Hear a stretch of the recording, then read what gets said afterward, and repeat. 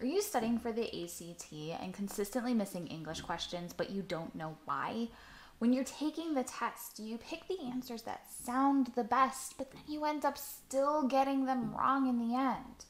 If so, today we're going to talk about the top 5 mistakes that students make on the ACT English section and how to prevent them in the future.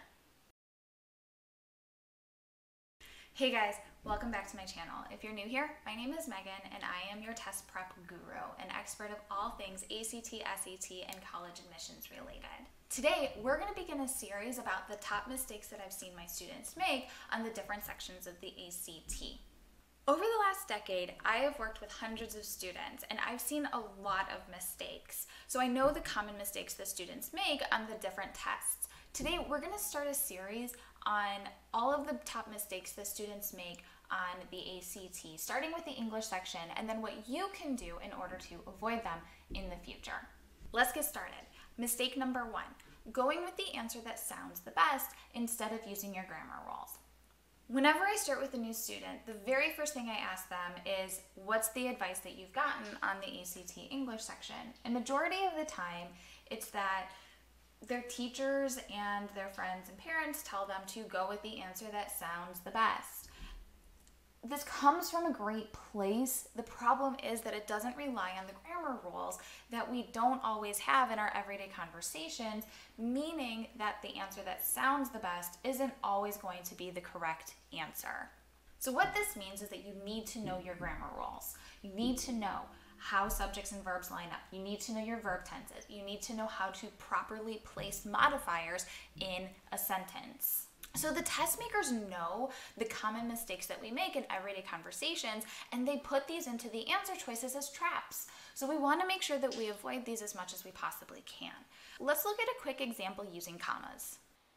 Commas are an easy way to understand where the test makers can place traps for answer choices that sound the best instead of answer choices that are grammatically correct, because there are so many comma rules out there that typically we are taught, or at least I was taught, to drop a comma wherever there is a natural pause in a sentence, which is exactly put it in the sentence wherever you think it sounds best.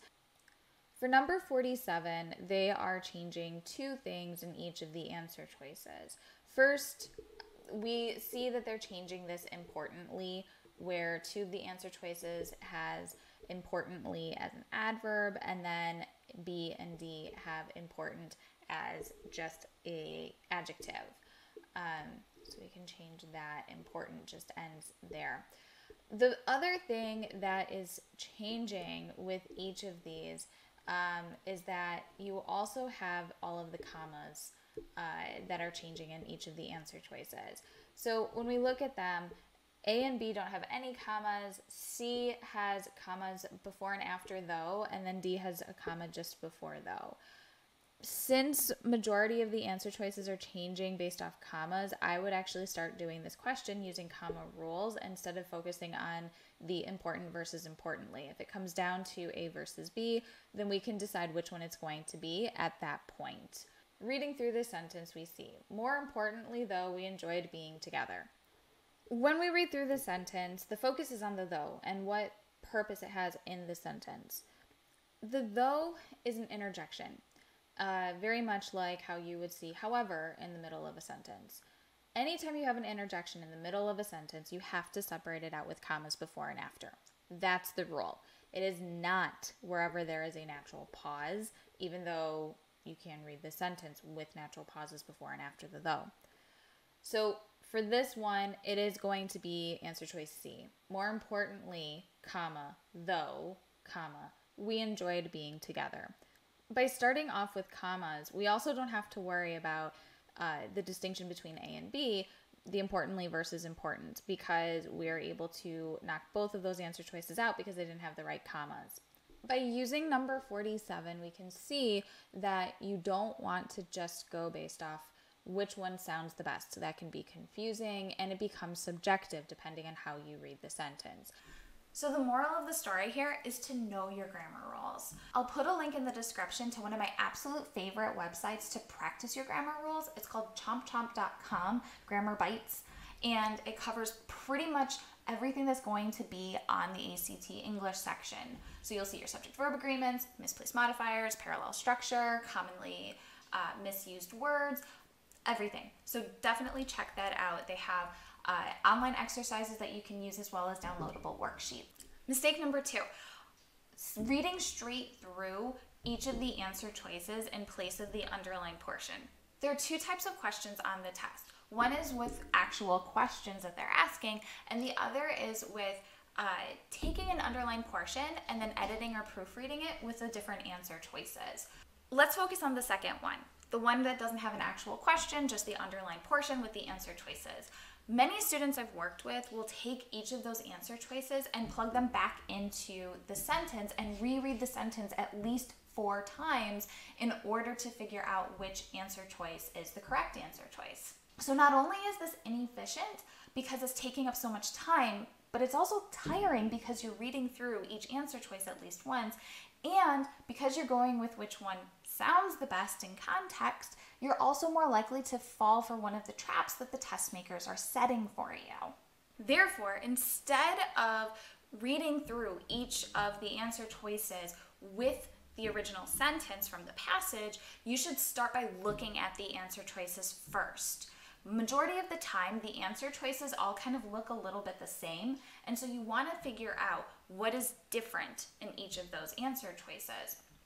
This will tell you what they're testing you on, and so you can hone in on exactly what that topic is. And so when you're then reading it in context, you know exactly what you should be matching. So let's take a look at a quick example to show this. So here's an example of a typical page that you would see in the ACT English section. As you can tell, questions 1, 3, and 4 don't have actual questions. Instead, they're proofreading questions. So they just take the underlined portion and change it around a little bit. And then numbers 2 and 5 have actual questions with them. As we've been discussing, for numbers 1, 3, and 4, the answer choices all look very, very similar. So for example, with number 1, if you look at the answer choices, you can tell that the only thing that's changing over and over again is where the placement of the commas are. So now you can say, oh, well, this is a commas question. And now when you're ready to read through the actual sentence, you can figure out exactly where the commas are supposed to go using your comma rules. Same thing with number 3. If you look at number 3, these are changing by using they versus people. This is going to be a pronoun agreement. So pronouns are going to be tested here. So now you know that when you look back in the sentence, you have to figure out, did they actually say they before or did they not? And you have to actually include people as the correct answer. And then finally for number 4, it's the same thing where what's changing is the different type of punctuation.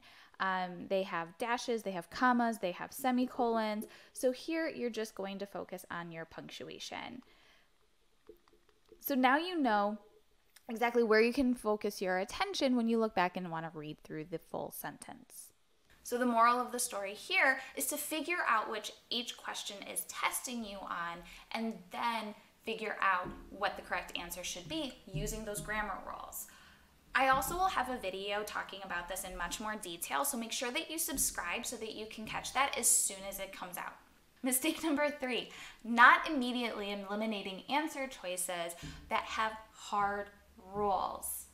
So there are some grammar rules that have what I call hard rules. These are things like semicolons, because you have to have a complete sentence before and a complete sentence after. So whenever you see these topics, you can immediately look at the answer choices, test them out, and then get rid of a couple of them because they don't follow these hard rules. Let's take a look at an example with semicolons. We're going to look at question number 16 from practice test 1267 from the ACT. Immediately, I'm starting off by looking at the answer choices, and the first thing that jumps out at me is that 2 of the answer choices have semicolons. What's great about semicolons is that they have a hard rule, meaning that you have to have a complete sentence before and you have to have a complete sentence after. If either of those clauses is not an independent clause, meaning a full sentence that can stand on its own, then we can't use a semicolon. Period. Hard stop. So when we look at this, now I can read through the sentence, figuring out, is it a complete sentence before and is it a complete sentence after? So starting at the very beginning, at 2 p.m. on October 27th, 1904,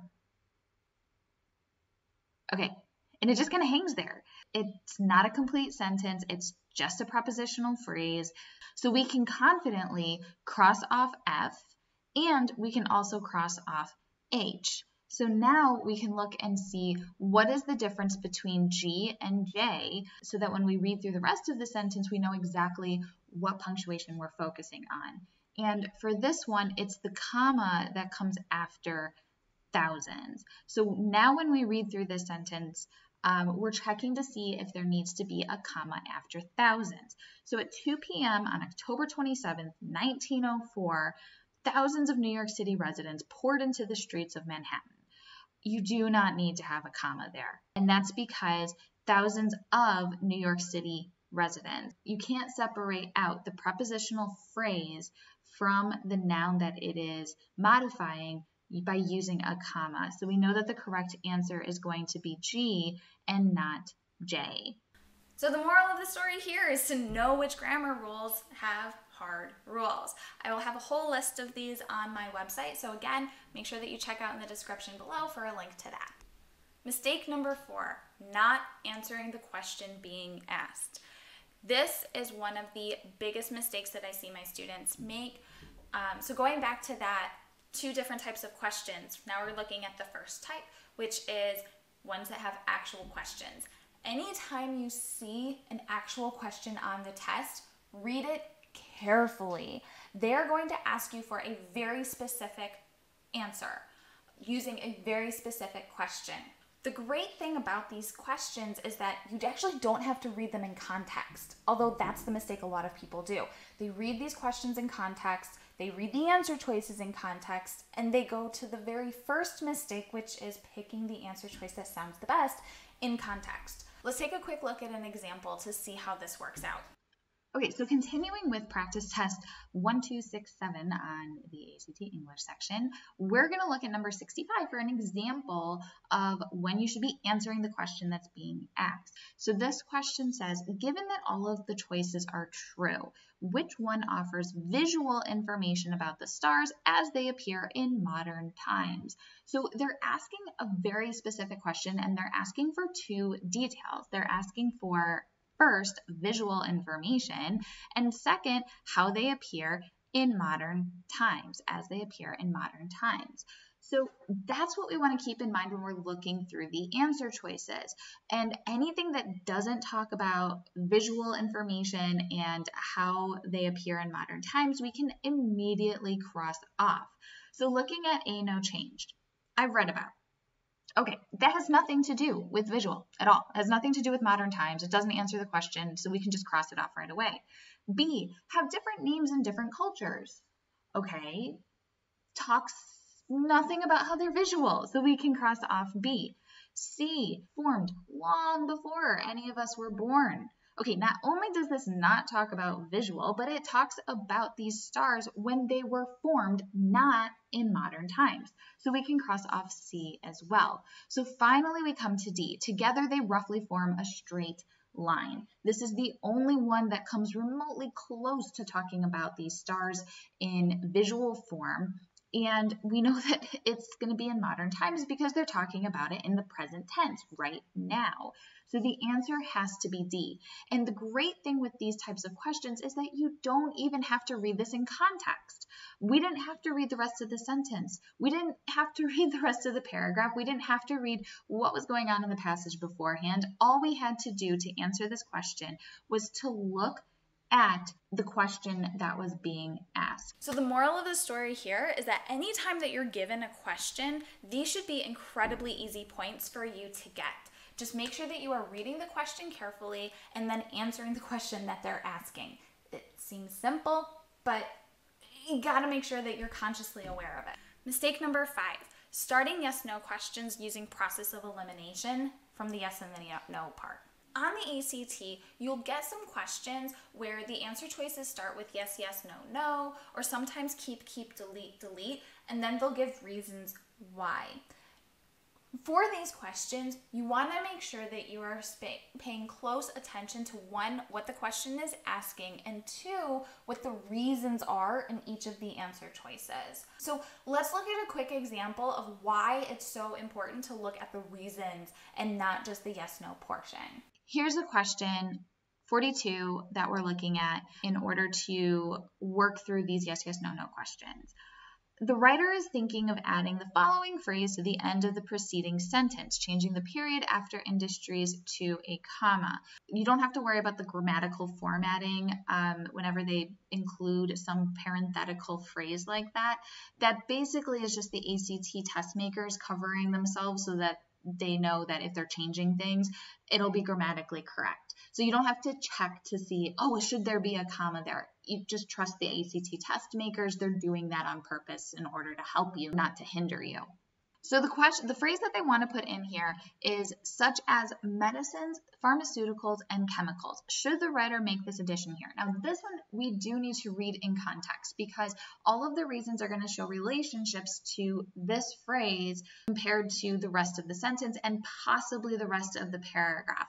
So when we go back and start reading this sentence, smaller panels depict workers in a variety of other Detroit factories, such as medicine, pharmaceuticals, and chemicals. Right off the bat, I'm thinking that, yeah, this should be added. It gets a little bit detailed. It gives examples. It's just kind of like a nice small elaboration at the end of the sentence. It's related to the rest of the sentence.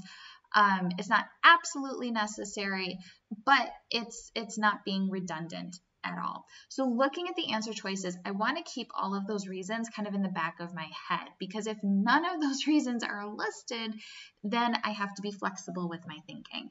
So looking at the answer choices, yes, because it offers relevant examples that help to specify a broad term. That's basically what I was just talking about. That the broad term that they're talking about here are other Detroit industries. And then they're going into details describing it as being medicine, pharmaceuticals, and chemicals. So F works pretty well given the context. G, yes, because it helps explain how the panels were physically constructed. It has nothing to do with how the panels were physically constructed, so we can cross off G. No, because it provides a sampling of industries rather than a full listing. Now, this one's interesting because while that is true, it does provide a sampling and not a full listing.